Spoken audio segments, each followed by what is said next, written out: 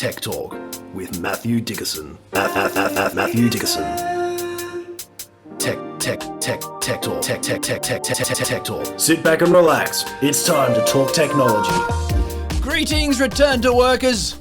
Now, I know we're deep into January right now, and I'd just like to acknowledge how so many people have had their nose to the grindstone for weeks now. But I'd just like to say thanks to those people for keeping the wheels of the country turning while the rest of us squeeze the last few drops of juice out of our summer break. Thanks, guys. And welcome, one and all, to another episode of Tech Talk with Matthew Dickerson. And welcome to the bloke who never rests, because there is just so much progress to explore, new gadgets to discuss, and a tangle of technology to tease out. Welcome to the microphone, Matthew Dickerson. Some people do say in Australia, how long is the Christmas break?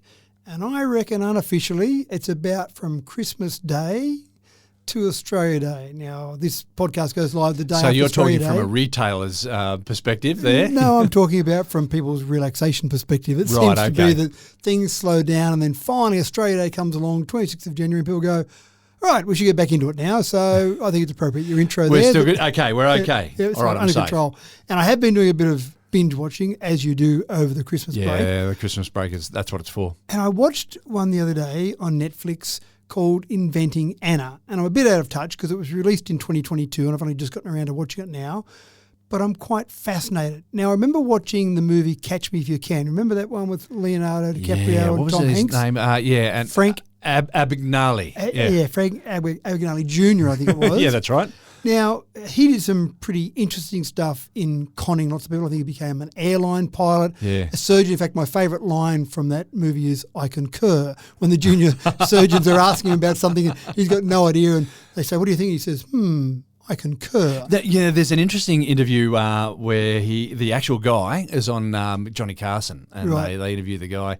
This is after he's been released from prison and whatnot. He went on to Johnny Carson and they interviewed him. Yeah, very, very interesting. So he became a lawyer, he became a college professor, a whole range of things. Yeah. But he finally got captured and obviously imprisoned in 1969. Now, some of the things he did, he wrote about $2.5 million worth of checks and cashed those checks. He used to do things where he'd get in his room and almost steam off bits of a passport and put another bit on. So he was a forger extraordinaire. He was, in a time when you didn't have electronic records. Yeah. So you could get away with lots of physical changes to passports, to checks, a whole range of things. I mean, I remember seeing the movie, don't know how accurate it was, but just he'd get there and he'd colour in and cut out. He had a check printing machine, I think he produced in the end. So all that sort of stuff. And I remember talking to a young person one day in one of our businesses, and someone came in to use a check, and this person had never seen a check before. And they were fascinated by this idea that you could just write a number. Yeah, write a number and on a bit of paper. Hand it over.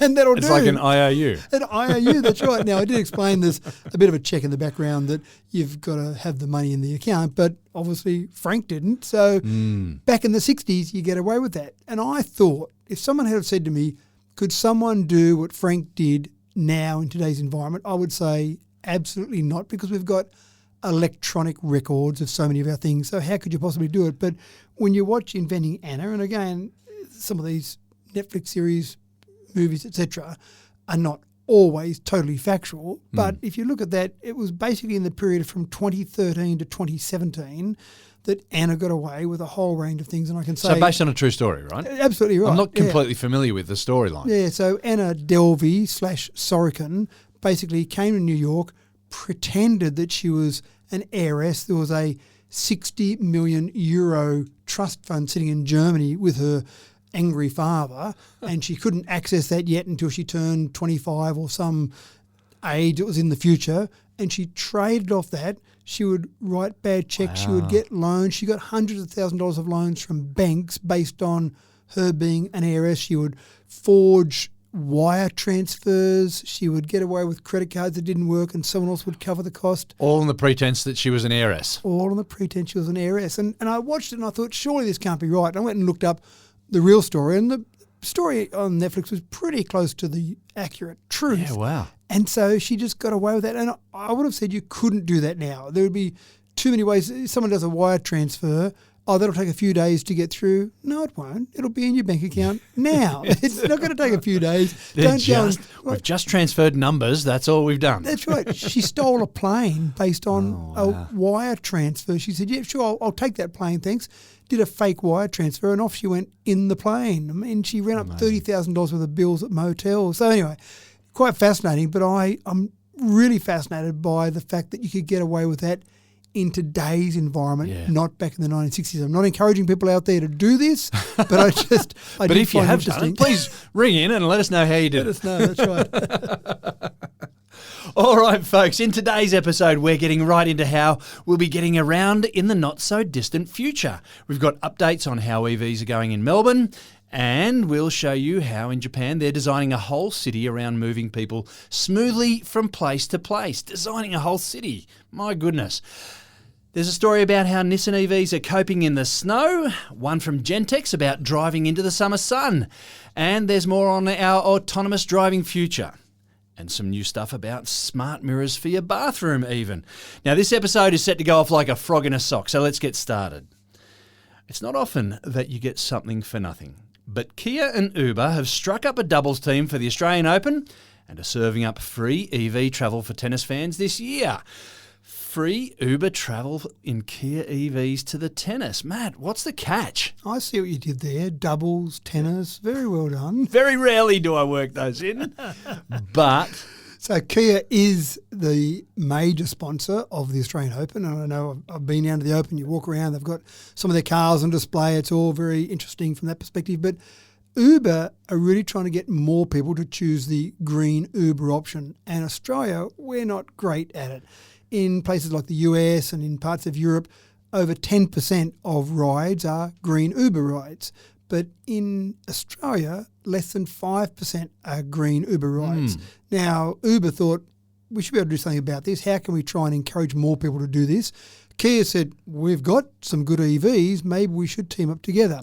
So they've got some limitations on it. They've got certain times of the day, certain distances around the Australian Open, certain distances. So you can't catch an Uber back to Bendigo? No, you've got a limit of $100. You've got to be catching it within 8 kilometres. You've got to either be going to or from an 8-kilometre radius from the Melbourne Tennis Precinct, and you've got to be doing it between 9 a.m. and 10 p.m. So not when you go to the pub afterwards and get a free ride. But they're doing free ride. So you order a green Uber, you've got to be an Uber One client. You order a green Uber, and hopefully a Kia will turn up because Kia has given Uber 50 Kias to use. Wow. And Kia's covering the cost of it. So it's a free ride.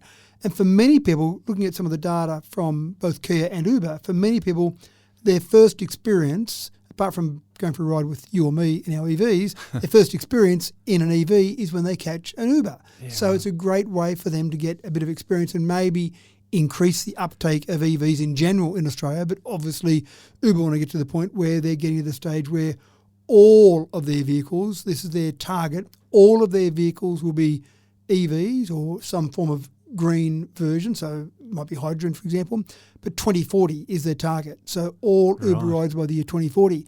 One thing I do like is that I've been with people that have ordered a green Uber, mainly through my encouragement to order a green Uber, and up turns a hybrid. And I go, I don't want to get in that. It's not a real green Uber. But, of course, you've got to get in it still. But I've heard of coffee snobs, but this is EV snobbery. This is exactly right, hybrid snobbery. So they are phasing out hybrid vehicles because, again, Uber is saying they're not really how far you want to go. They're a more fuel-efficient petrol vehicle. They're not changing the game. Yeah. So they're not there yet, but they will get to the point when enough of their Uber drivers have got EVs that they'll be able to say, yes, you order a green Uber now, it'll be an EV. They're also doing deals with their drivers with companies such as Kia and Uber themselves, where they're offering cheaper finance or better ways to get into an EV for you to do your Uber driving in. It's very clever marketing. Yeah, so lots of good marketing there. So I think it's good from Kia's perspective, get a bit of exposure to their brand. And the EV5... Well, it's not going to cost them that much either to send really. people around all day. No, that's right. Your ride's probably, I don't know what the average ride is, maybe $20 in an Uber, so it's not a lot of money. But they've got some nice ones. The EV5's quite a nice vehicle. I saw one at the airport the other day, just looked at the latest EV5, which is a bit bigger version. EVs are typically smaller because they're trying to make them with better range, but they're starting to get a bit bigger now. So, yeah, good move from Kia, good move from Uber. And, again, if you're around the tennis, give it a go.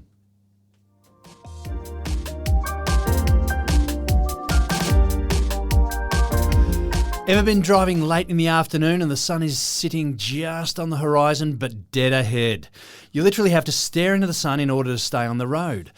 Now, the windscreen visor is a simple design but a very handy tool for late afternoon driving, but nothing can save you when the sun is sitting at the end of a long, straight country stretch. If you could just fold if you could just fold the visor down vertically but still see through it, well, that would be a simple solution. Matt, tell them about the electrochromic visors. I will, but I want to talk about me being a bad backseat passenger for a start.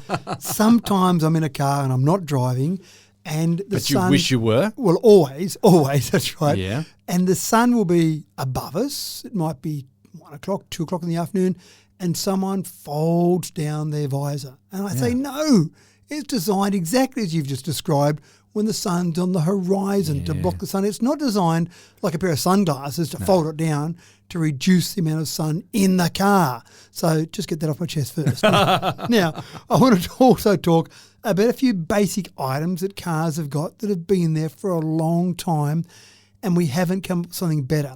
So if you go to the 1914 Model T Ford, it was the first vehicle, the first commercial vehicle, the first mass production vehicle that had a centrally mounted rear view mirror.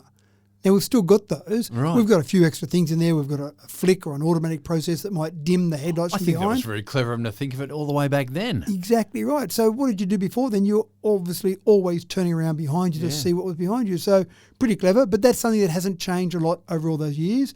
In 1926, Cadillac introduced powered windshield wipers. There were things that you'd scrape across the windscreen before that, but powered windshield wipers. You just didn't drive in the rain. Well, you just probably didn't because you probably had no top on your car as well. But they were vacuum controlled, initially vacuum from the engine, and they changed to electric. But really, they haven't changed much in all those years.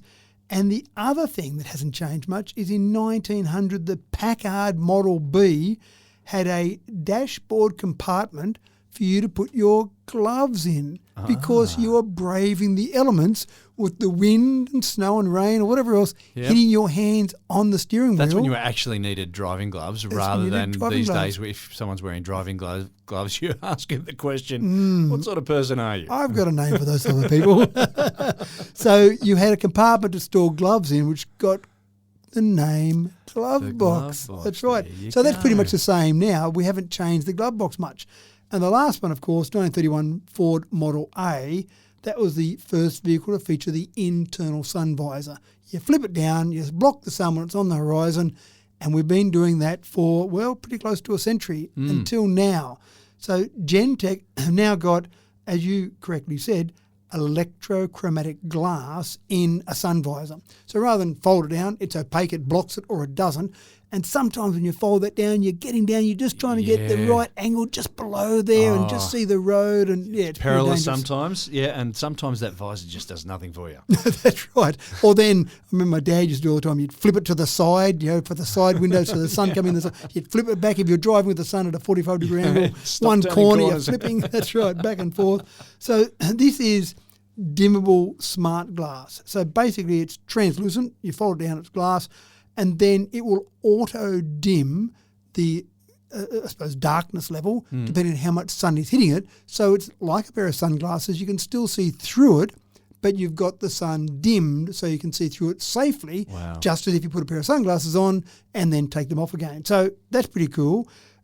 At this stage, they've only got it with the sun visor, but I can't see any reason why you wouldn't be able to build this into a windscreen. Yeah, it'd just be the whole windscreen, wouldn't it? That's right, and it would dim maybe various levels down as you need it. So this particular company, Gentex, we mentioned before, they're using Violagens, which are organic materials, and they darken when they're exposed to electricity. So it's obviously hooked up with electricity. You can manually change it or it can do it automatically.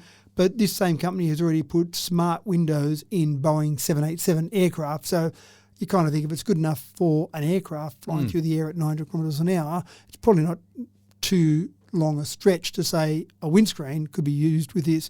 Again, at this stage, it's just on visors.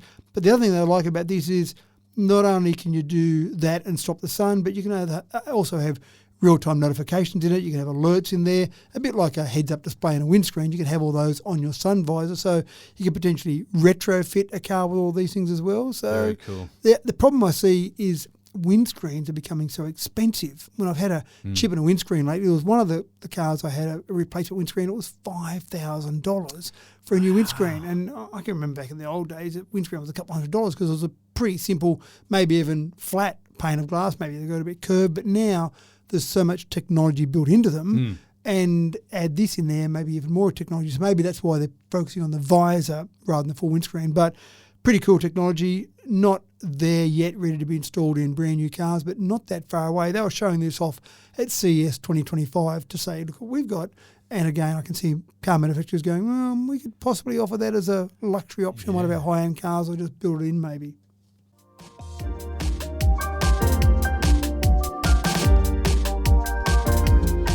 Well, as we've already mentioned, at the tennis in Melbourne, they're going gangbusters, exposing more and more people to EVs.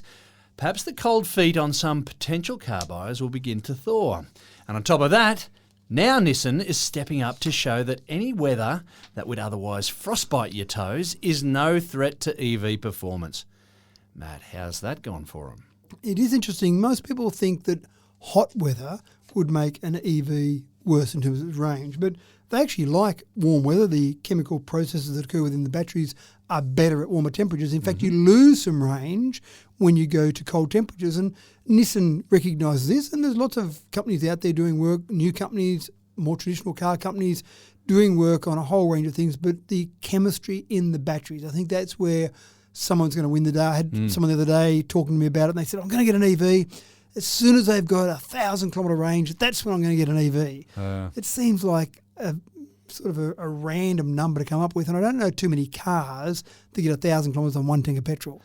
And wouldn't you be looking to stop anyway somewhere? Somewhere. For a bit of a break somewhere in that 1,000 kilometres? I'm not sure it'd be safe to drive 10 hours without any sort of break. So anyway, but there are these numbers that people are looking towards. So Nissan have got their nice little module they've built to be able to test out their cars in extremes of temperatures. And the main thing they've been doing is working on the cold temperatures. This little box they put cars in can go from minus 40 degrees Celsius up to 80 degrees Celsius. So there's a fair extreme there they're testing on. Range. Yeah, that's pretty good in terms of the range for what we might experience on the planet. But they had one car, for example, that they took it down to 17% battery charge. They parked it at minus 20 degrees Celsius for 24 hours and then pulled it out again and still had 17% battery charge. That was without a battery heater. So that's parking it in the cold, because some people complain that their cars, they park in the cold, leave it overnight. I can imagine it'd be a real problem in places in Canada and Alaska and Yeah, whatnot. Yeah. some of those places you've got some of these cold temperatures. And Scandinavia, yeah. Yeah, exactly right. So you park it there and you get there the next day and you've lost 2 or 3% overnight. Well, not great. So they're trying to do that without battery heaters. They're putting some bigger batteries in some of their cars anyway. 91 kilowatt hours is one of their biggest batteries. I know the Nissan Leaf, I've got a Nissan Leaf, and they came out with their 40 kilowatt hour battery and a 62 kilowatt hour battery. So they're getting bigger batteries in some of these as well. And then what they're also doing is just trying to work out ways they can test these in this controlled environment, but also they've been helping some different people. So a British couple, for example, did some testing for them. They drove 30,000 kilometres from the Arctic to the Antarctica to really test out those long range. So real world testing as well as testing in this chamber. The chamber also does solar load simulation to test things like component performance, exterior wear, paint durability, so they can simulate a year's worth of wear, if you like, in a short period of time rather than wait for a year, park it in the sun for a year and go, okay, well, that didn't work out so well. It's long-term testing. Preheating batteries, preheating cabins while it's still plugged in, a whole range of things here. So anyone that says they're no good in the cold and that's the end of the sentence is not really considering all the research that's being done in all of this. So, yeah, it's also a very finite sort of a statement, isn't it? It doesn't take into account any sort of developments, and as we can see out of this story, that developments are occurring all the time. Yeah, that's right. And we are getting good uptake of EVs in places like Sweden. So you get some pretty cold temperatures there. There's going to be a lot more research done. Yeah, so it's happening. It's happening now. Be okay with the fact that there's not this finite statement. There is going to be this complete evolution, continued evolution of batteries and EVs.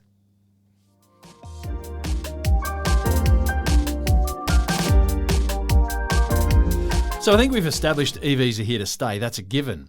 But there are still people out there who are highly sceptical about autonomous vehicles being a thing in this lifetime.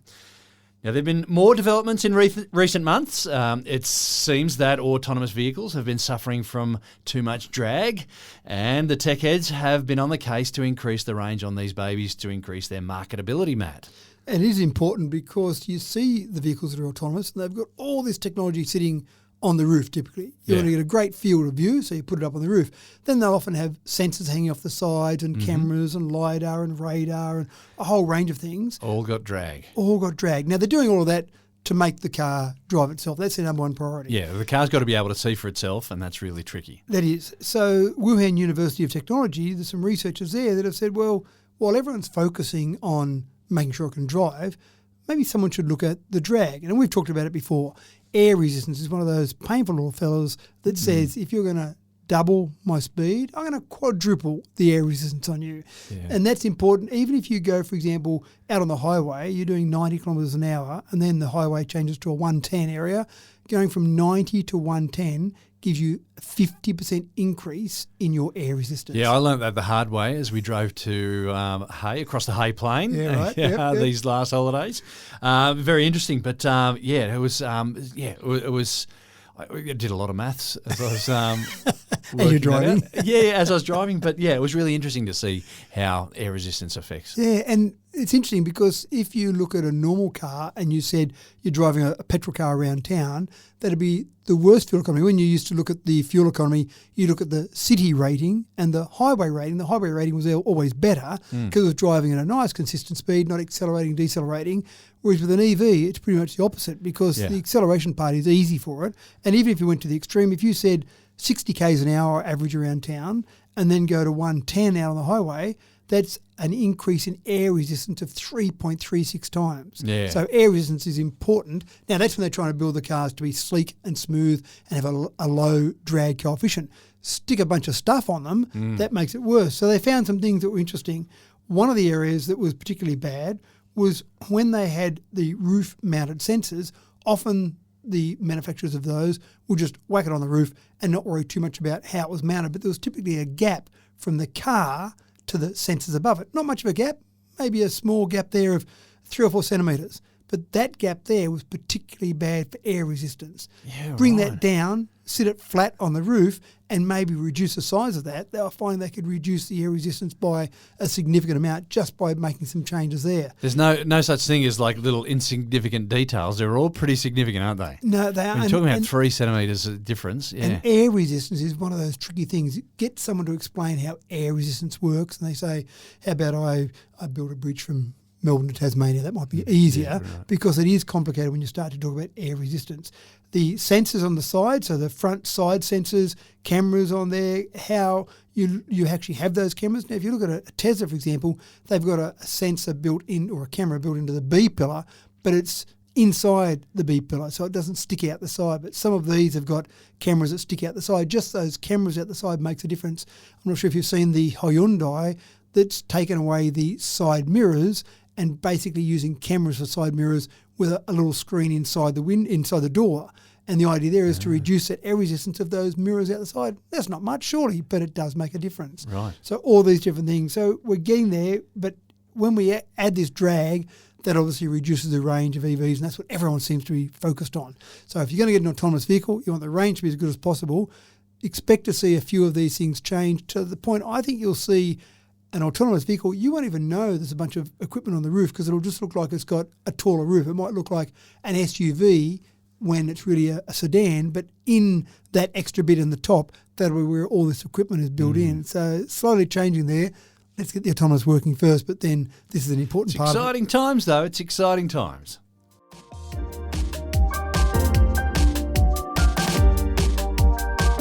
Here's your chance to grab a free copy of the latest Tech Talk compilation book in 3 easy steps. Step 1. Listen to any Tech Talk episode, like this one right now. Step 2. Leave a review on your favourite podcast app. Step 3. Email a screenshot of your review to freebook@techtalk.digital with your name and address. The first 20 emails each week until the end of January 2025 will each receive a free book. Don't wait. You are listening to this podcast right now. Leave a review and send that screenshot to freebook@techtalk.digital. Tech Talk, your weekly gateway to the tech world.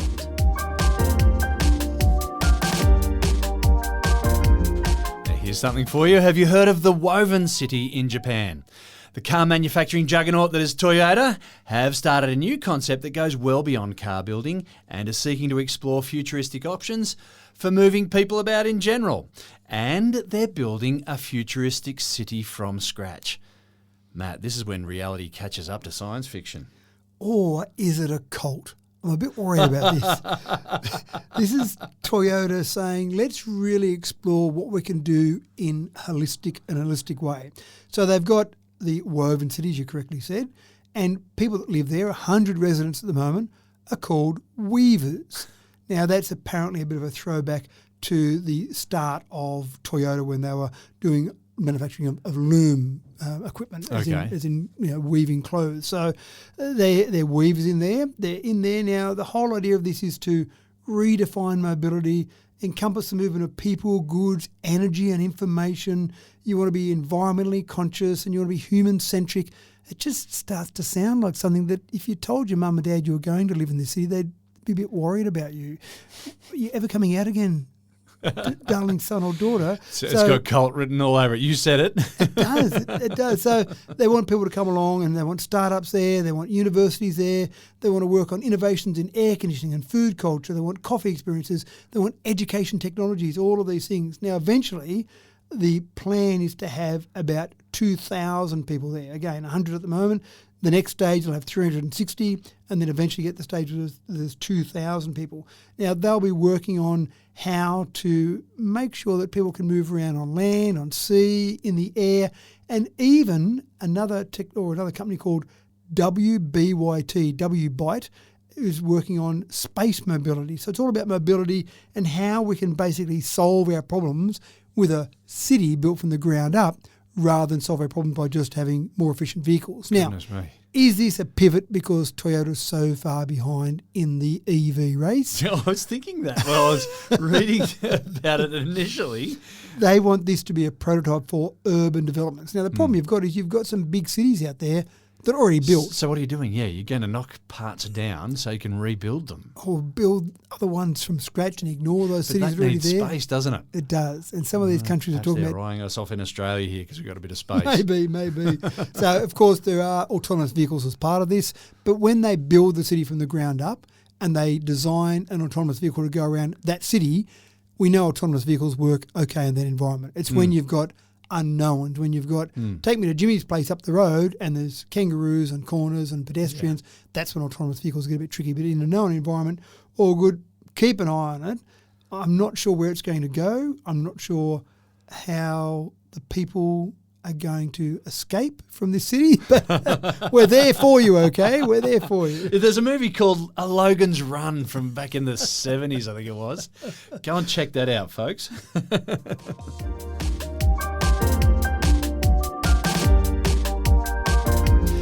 We live in the age of information and misinformation, of course, and that gift has come about all because of the way we have accelerated our ability to communicate.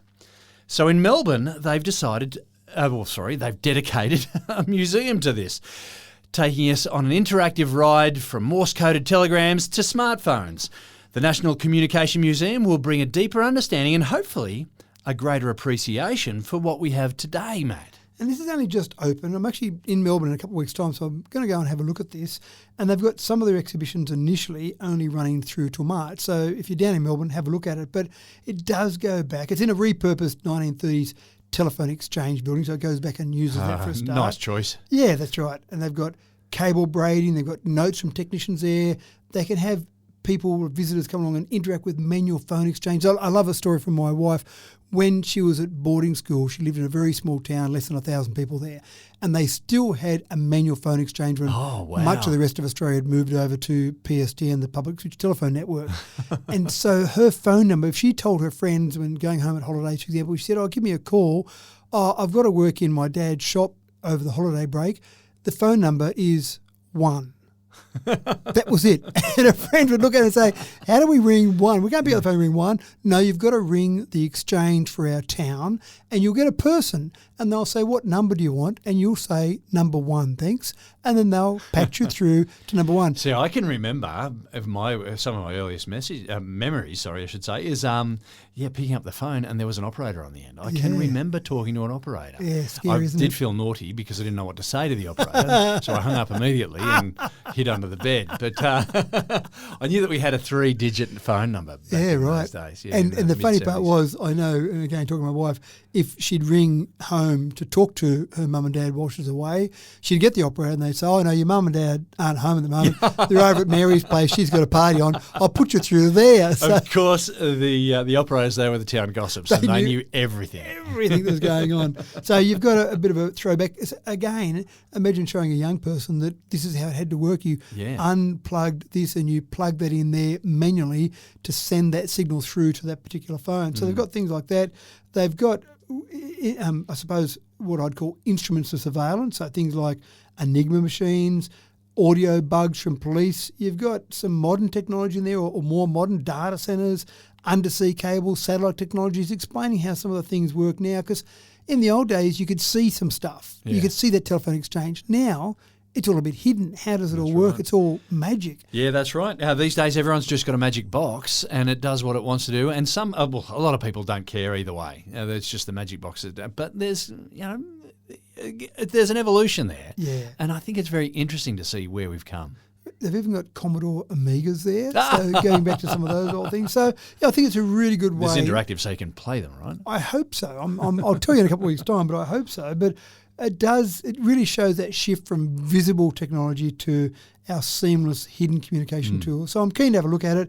Again, if you're down in Melbourne, go and have a look. I think it'll be something really good to visit with people from distinctly different generations. So people from very old generations and young generations. So people from older generations could show how things worked and talk about that, and the younger generations go, no, we do this now. It all just happens magically. So quite fascinating.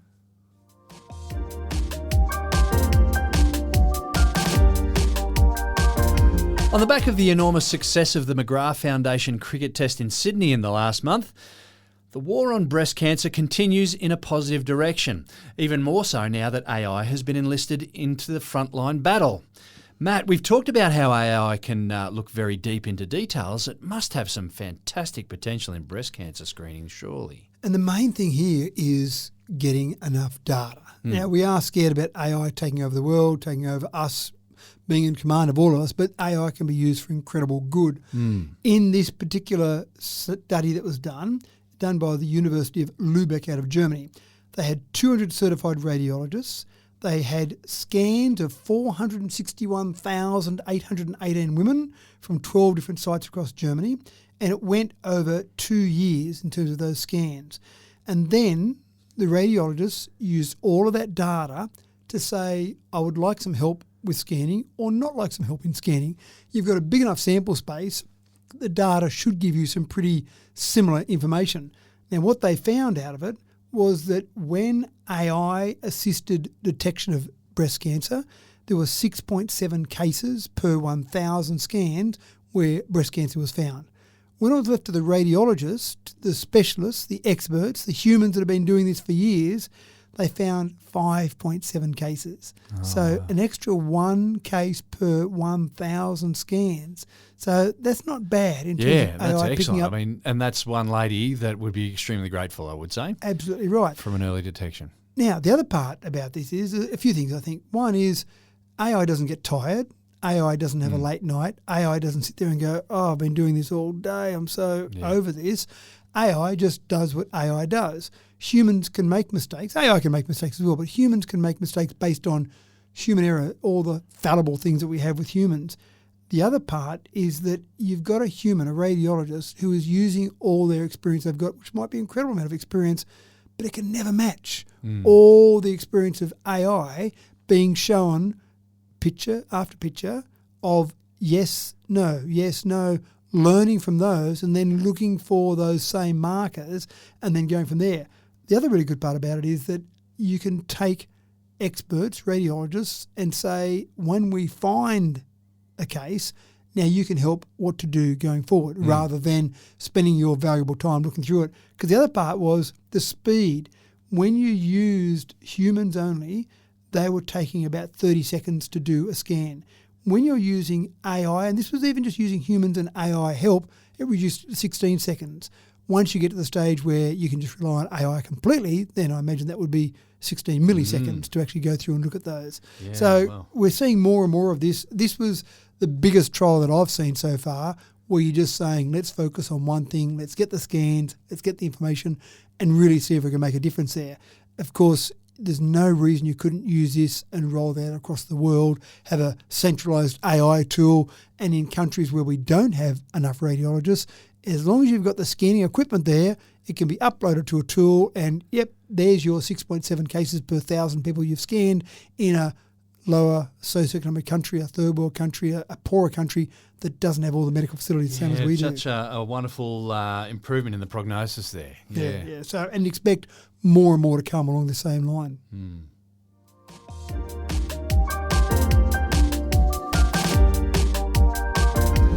Now, from a science teacher's perspective, microscopes can be a bit of a pain in the bum. Now, don't get me wrong, I'm all for hands-on learning, but things go wrong and expensive equipment can get easily damaged with a class of 25 or 30 students.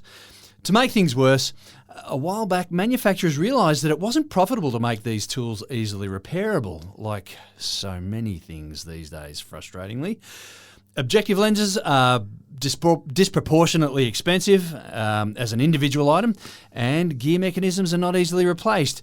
Matt, microscopy needs an upgrade to restore a bit of practicality.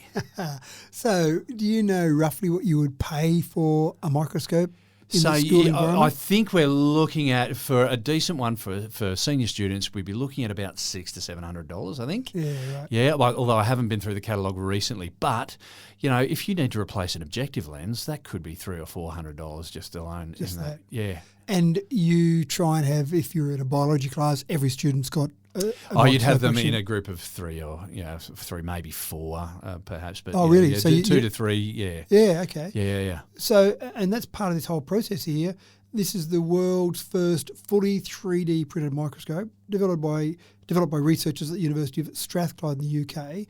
And they estimate the cost to build this, to actually make this, is about £50. Right. So that's for the whole microscope. Takes 3 hours. Even the lens itself, you don't need the expensive glass. As you said there, the glass itself can be an expensive component. Yeah, right. They 3D print from clear plastic the glass. Right. So, or the lens, it's not glass, obviously. Yeah. And they said that some of these microscopes can cost in the order of £1,000 or more. But Yeah. I accept what you're saying there. In terms of Oh, well, microscopes yeah. you use. If you're looking for a university model, then you might be looking over $1,000 or so. Yeah, I guess so. And what they did with this was they said, we want to use off-the-shelf standard 3D printer. So you might say, well, that's great.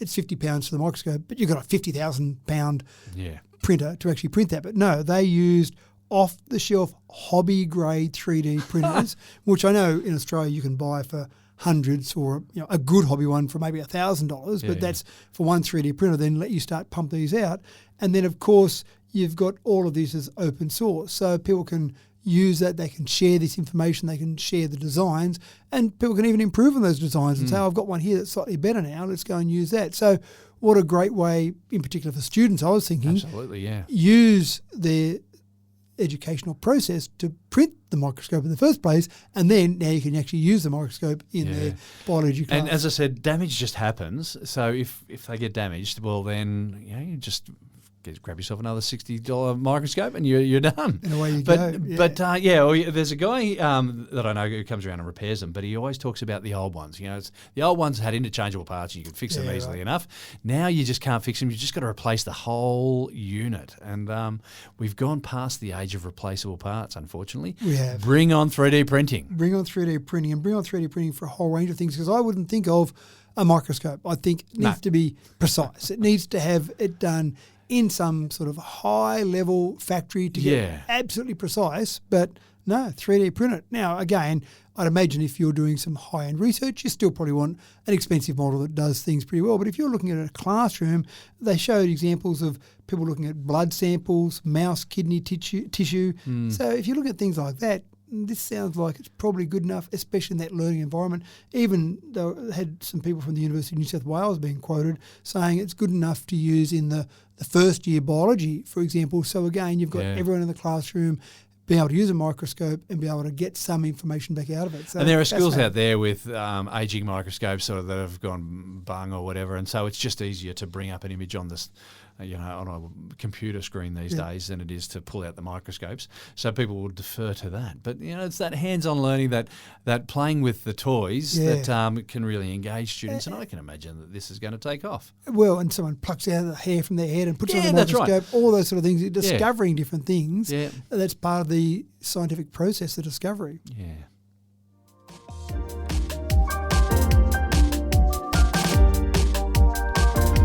Mirror, mirror on the wall, who's the healthiest of them all? The latest tool to be badged with the smart prefix is the humble bathroom mirror. Gone are the days where you just have a shave, brush your hair and apply your makeup. The modern smart mirror should be providing you all the morning health metrics as well. Matt, this will either be a great start to your day or the polar opposite. I can just see it now. I actually think this is... You're looking tired and run down. That's right. Go back to bed. I actually think this is for males because males don't like going to the doctor. I think females are better at saying something's wrong. I'll go and visit a doctor. And I think it's part of that thing where males don't ever want to be told anything by anyone. Don't give me the instruction manual. I'm not going to read that. Don't tell me how to get there. My sat nav, I know how to get there via a shortcut. And males don't want some doctor telling them that they need to go and change their diet, change their lifestyle, do whatever. Get a spot looked at. Yeah, all those sort of things. So this, having a mirror, I reckon males would be a bit more open to the idea of some technology telling them that they need to change their lifestyle, lose weight, maybe... I reckon you're onto something there. Do something. I'm not sure whether people would be that comfortable standing in front of a mirror naked, knowing that it's technology, saying... Who else is looking at this out there? Now, I'm sure no one is. They've got better things to do with their time, but that might be one concern. But it's got a whole range of analysis it can do. So it can measure heart rate, blood pressure, ECG scans to detect atrial fibrillation, metabolic health, sleep quality, post-exercise recovery metrics, a built-in assistant answers health-related questions, and it uses data from other devices from the same brand to actually use some of that as well. So you can stand on some scales and that'll link back to that. So your smartwatch or your smart ring might be giving off some all of metrics those, there, Tile that together. And again, I would say to people, use all of this. And then once you use that, maybe go along to your doctor and say, my mirror told me that I looked a bit fat. What do you think, Doc? What do you think I should do about it? And maybe you'd take it a bit better coming from a mirror than a doctor. Maybe, just... When you start smashing stuff because you're cranky with the what the mirror's telling you, it's an expensive mistake. So just back off on that. Though. And it does come to the mirror on the wall, doesn't it? The fairy tale. Yeah. But it's getting to the stage where sometimes things in comics, in fairy tales, are real. So maybe if they're programming this correctly, you do have to address it with mirror on the wall. Am I too fat? How's my health looking today? Mirror on the wall. So that would make sense. But it's really targeting, I think, tech-savvy people, maybe health enthusiasts, or maybe people who think, yeah, I'm okay, but maybe I should get a second opinion, get an opinion from the mirror. I don't know how able you are to have lots of different people use it as well. So friends come around and, hey, just duck into the bedroom, get your gear off and stand in front of the mirror. I'm not sure how comfortable that'd be. I'm not sure if people would be happy with that, what sort of party they were going to. I'm not One sure. step closer to being Tony Stark, though, I tell you. Yeah, that's right. Getting a whole analysis of your body there. So it sounds good. Very good. And that's all we have there today, folks. Please fold up your tray tables and move your seats into the upright position. We'll be bringing this baby into land. And thanks for your U-Butte rip snorting tech talk, Matt. Now, this is the first episode of our third century. Hey! This is our 201st episode, so going quite well. Season 5 we're into now, so lots of back catalogue for people that just stumble across us now. And of course, people have heard the ad during the program that I've still got the free book offer going at the moment. So awesome. Getting those Dive into reviews that, coming folks. in. Yeah, so take advantage of that. It's a great read. Yeah, thank you. And, well, I reckon today you've got more to add to your next book, more than you can poke a multi-pronged stick at today. And I'm off to book my ticket to the Woven City and join a cult. Thanks for tuning in today, folks, to Tech Talk with Matthew Dickerson. We're rolling into 2025, gathering momentum, and we hope that you're on board for the ride over the next 12 months. I'm your host, James Eddy. Looking forward to your company again next week when we bring you another freshly unwrapped episode. Don't forget to share the good news with your friends and bring them along for the ride. The more the merrier. See you in another week's time.